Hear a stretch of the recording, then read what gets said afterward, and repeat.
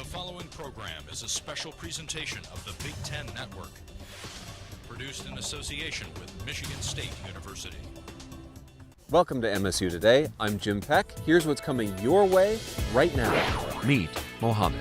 And I went, he's like, told him what's going on, and he's like, you going to America, you going to America. We head to Laos and Thailand. Yeah, I think climate change is the number one threat to peace and prosperity. Getting social on campus. Yeah, I get on like 800 times a day. It's more of a question of how often do you not use Facebook? Ah, the dairy store.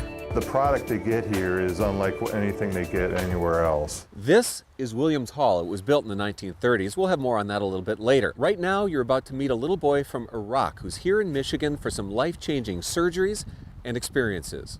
Meet Mohammed. My name is Mohammed.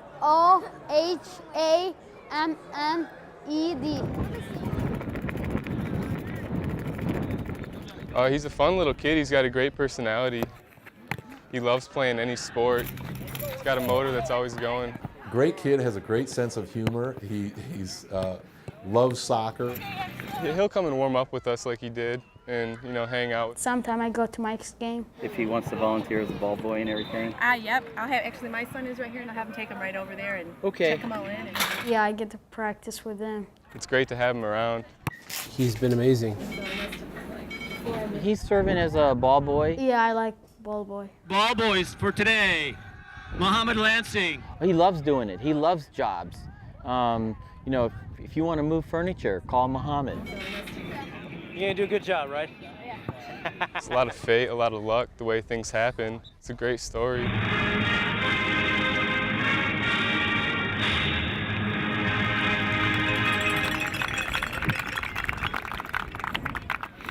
His dad was a hero. Mohammed's dad was a hero. His dad was a hero of the war. Giving his life, obviously, in support of, of our cause and in the future of Iraq. Yeah. This squeeze. That wasn't so bad, was it? We had set up a casualty collection point down at Ramadi Government Center in anticipation of a suicide bomber, so our medics were out in force. That's when I noticed this boy and his mother, but this one particular boy just kept looking at me and looking at me and looking at me and looking at me. My interpreter took a photo of the boy, and he was going to take a second photo of him, and before he did, the mother whipped his hat off. Took my hat out, and he took a picture for me.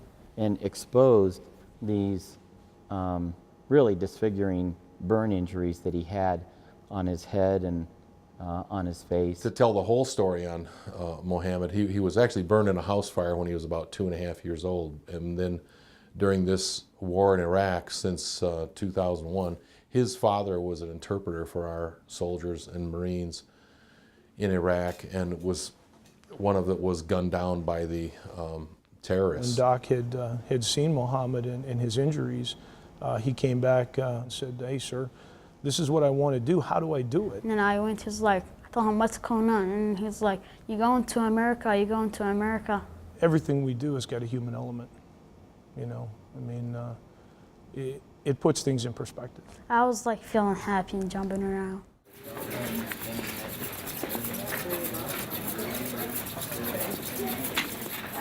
This guy is already practically a soldier.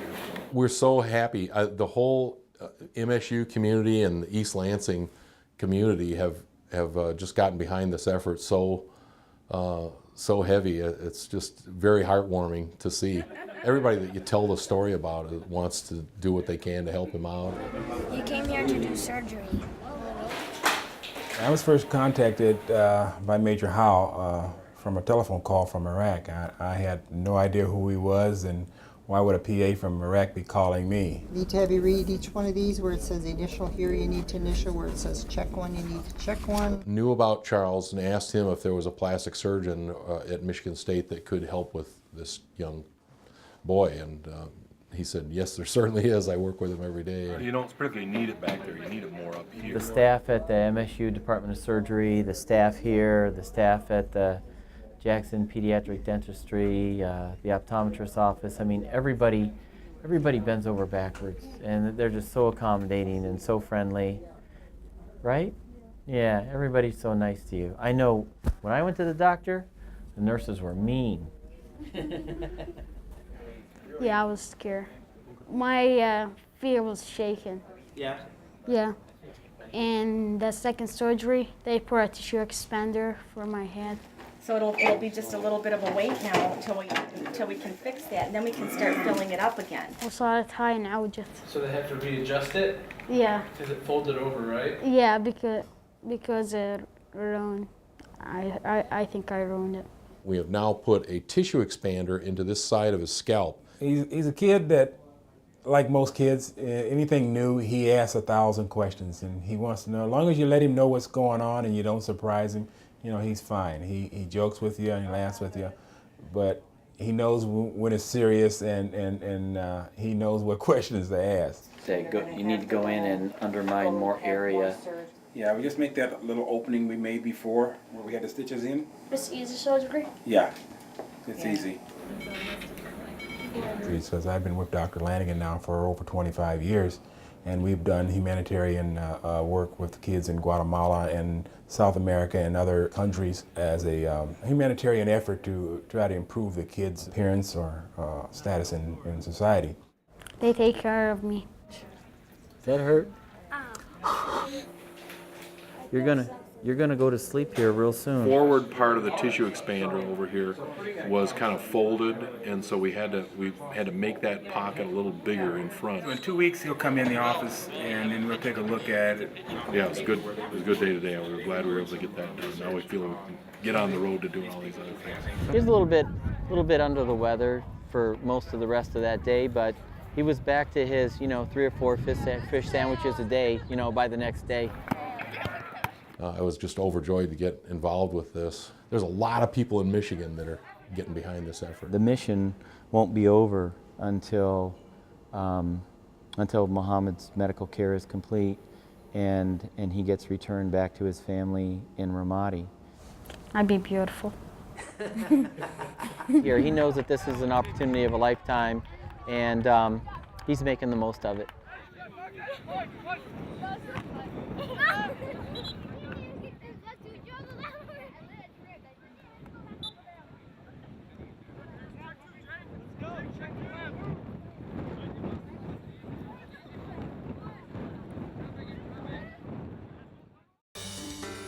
This presentation has been brought to you by Michigan State University, America's premier land-grant institution.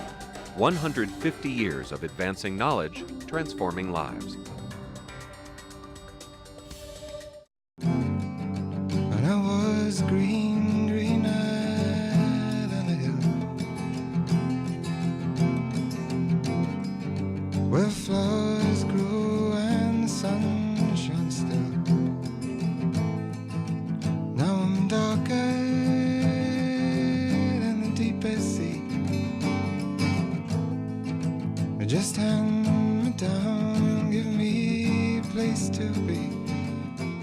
Even when it's cold outside, no visit to campus is complete without a visit to the dairy store.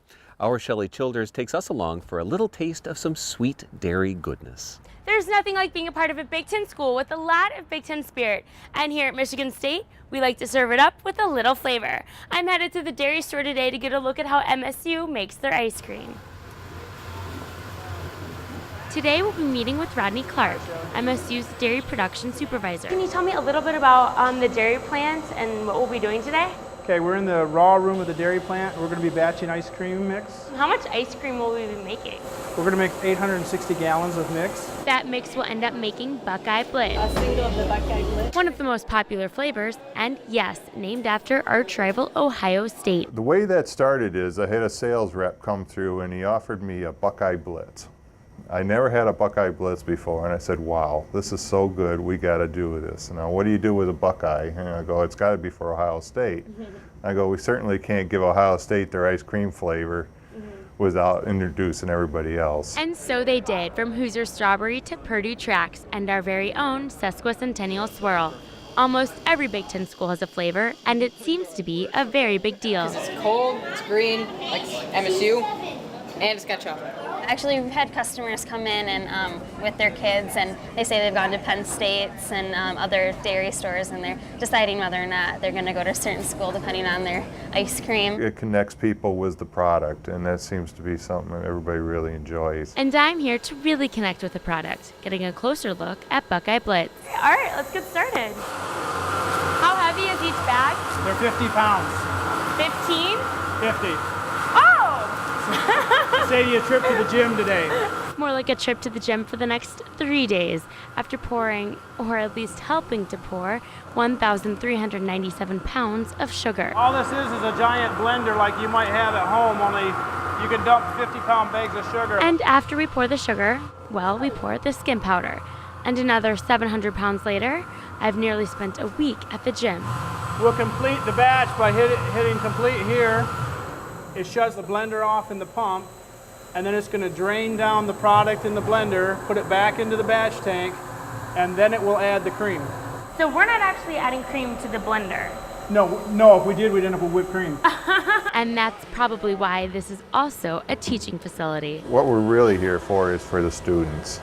And we have sometimes up to 40 students working for us between the plant and the 2 dairy stores. And so we can give the students experience in just about everything from making the product to selling it. So I'm off, learning to make ice cream in the back and serve it up front. What are the different type of cones we have over here? We have 3 different options. We have our sugar cone, our regular cone, and our homemade waffle cones, which are a really big seller. All right, let's go feed some people. I would like waffle cone, 2 scoops, coconut chocolate almond, and chocolate almond. Okay. Good job. I was practicing behind the camera. You just didn't know. The neat thing about the dairy store is all university products from the ice cream and cheese. We produce it here, sell it here. When someone comes here, they get a chance to have it scooped, right in front of them. All right, there you go. Here's your butter pecan. All right, it's been a long day here at the dairy store, and I've about served my last scoop of the day. So let's head on back and check on the ice cream we started making earlier today.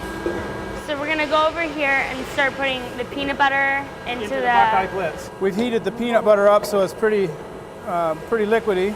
We just kind of drizzle the peanut butter into the mix. And then when it runs through the freezer, it'll blend it all in. So this gives this ice cream the peanut butter flavor? This is the peanut butter flavor for the Buckeye, yep. We'll add the Buckeye pieces and the ribbon in after it goes through the freezer. The product they get here is unlike anything they get anywhere else. People really enjoy it. When they come to Michigan State, they have to come to our store. They just want to do it. And sometimes the wait's very long, and yet they're still willing to do it. And so that's pretty neat. And after folding, stacking, filling, and topping, it's finally time to taste Buckeye Blitz. We just got a sample right off the filler to try. It's really good. So whether you're a Big Ten fan or a big ice cream fan, Are those ours? Yep, those are yours. it's safe to say at the dairy store, there's always a flavor for you. It is almost impossible to escape the message that climate change is threatening our world. We headed to Laos and Thailand with a group of MSU researchers who are working on the ground to try to save the world. Thailand and Laos are trying to clean up their air. MSU researchers Dave Skoll and Jay Samek spend a lot of time working with in-country partners, helping promote the planting of trees and plants and developing carbon offsets. They're helping make a difference for these countries in Southeast Asia and the world. We have on one hand an important environmental global problem. On the other hand, we also want to look at alleviating poverty and improving welfare for farmers through agroforestry and carbon markets and all that. So that twinning of climate mitigation and poverty alleviation is critical. And so you really do have to walk on both sides of the road to make a difference. Otherwise, it's just kind of an esoteric kind of question that you're trying to research and publish some papers. And I think at the end of the day, if we just publish some papers, it's not enough. We have to actually transform lives, and things like that. The whole idea of carbon offsets can be complicated. Very basically, farmers are paid for planting trees and plants and managing the land to help make up for carbon that's been emitted and is being released. The idea of selling carbon in a tree that you can't see, that you don't harvest, it's not like a local market, is something that takes a kind of a steep learning curve for farmers, but once they grasp that idea, I think it's exciting, and their heart does get into it, that they can be part of the solution. And becomes a commodity like anything else. Becomes a commodity like anything else. And that's where I think everybody's trying to come up to speed on that, from policymakers in developed countries, the United States, to developing country farmers. Everybody's still grappling with these ideas. There is a lot of work that tends to look like we're kind of a development assistance group, helping people plant their trees, but we're not. They actually know how to plant trees better in this environment better than us. But what we want to do is say, now that you've planted them, here's how you can measure that carbon sequestration.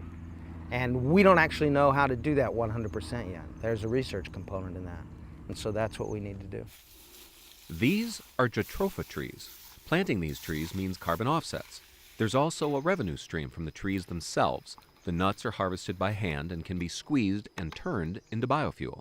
This was a case where they've put in about a hectare, and the community shares the seeds that they get, and they go out maybe once a week or every other week to harvest what's been available. And I understand that we're going to see a very simple processing facility here where they can bring the seeds to get crushed into oil.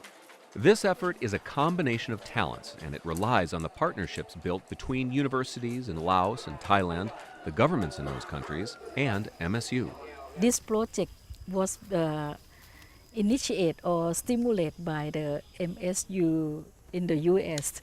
If we don't have the MSU in the U.S., we did not think that, when the people plant the trees, they can have a more benefit from that, like a carbon credit. We've changed focus from looking at how do we document the problem, how do we understand scientifically the effects of deforestation on climate change, to now how do we apply these kinds of technologies to change the pattern, to mitigate climate, to affect livelihoods, and to bring local people into the solution set for climate mitigation. Yeah, I think climate change is the #1 threat to peace and prosperity in the world. Has tremendous potential economic and social consequences. Yet at the same time, there's opportunities too. And I think we're demonstrating that little by little. But I think the moving to a green economy, moving to a renewable economy, a bioeconomy, is the opportunity space for that problem. This presentation has been brought to you by Michigan State University, America's premier land-grant institution. 150 years of advancing knowledge, transforming lives. If you want to get hold of me, this is how. Now, for MSU student Jeffrey Weisenbaugh, it doesn't matter if it's Facebook or Twitter, it's all over campus, and he is all over it. One of the first things I realized when I got here at college is that almost everybody uses the internet, new media, or something to stay connected with friends, family, and employers. I get on like 800 times a day. It's more of a question of how often do you not use Facebook? YouTube, Twitter. I use Facebook and Twitter the most. On Facebook, you can stay connected with friends, you can comment back and forth on walls, invite your friends to future events, find people that you've lost over the years, like family members. If my parents got on, I wouldn't be friends with them. And on YouTube, people are making YouTube videos talking about their life or vlogging. And another thing is Twitter, which is a new social media technology where people are telling they just update what they're doing throughout the day. Using my phone to update my Twitter.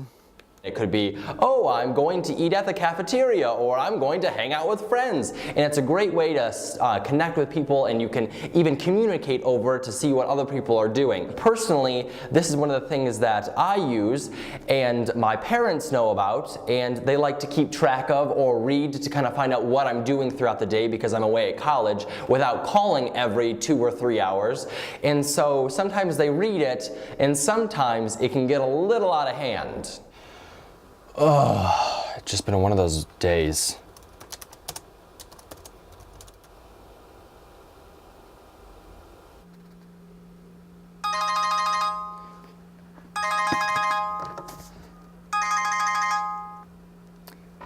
Hi, Mom?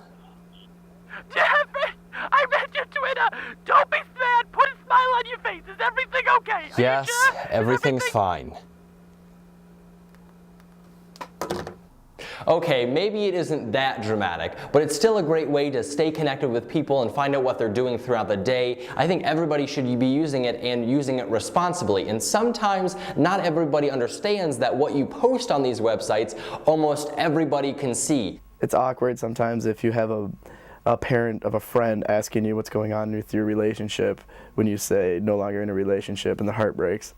So using these, you need to be responsible of what you post to other people, the pictures you're tagged in on Facebook, because you can see it and everybody else can see it. Maybe your grandma could see it, a future employer. So make sure everything you post on these websites, you wouldn't mind having your grandma per se see it. If you haven't started using these, you find out that, oh, it's too complicated, there's too many things going on. You should at least try it. Maybe you'll even start being a YouTuber or a Twitterer or a Facebooker or a MySpacer. It's a social media, and all of these things can be used to interact with people and to help you in your everyday life, and I think everybody should be using it.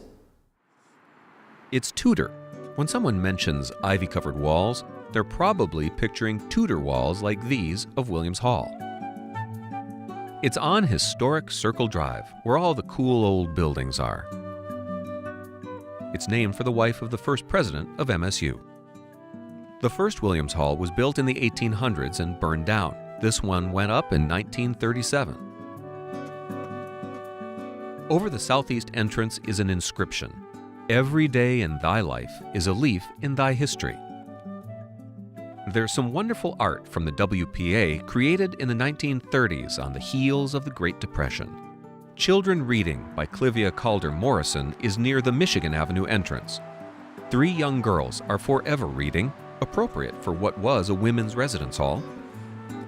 Sarah Langdon Williams herself presides over the comings and goings here at Williams Hall. So study hard. She's always watching. Well, that's it. I'm Jim Peck. Thanks for watching. For more on the show, go to our website.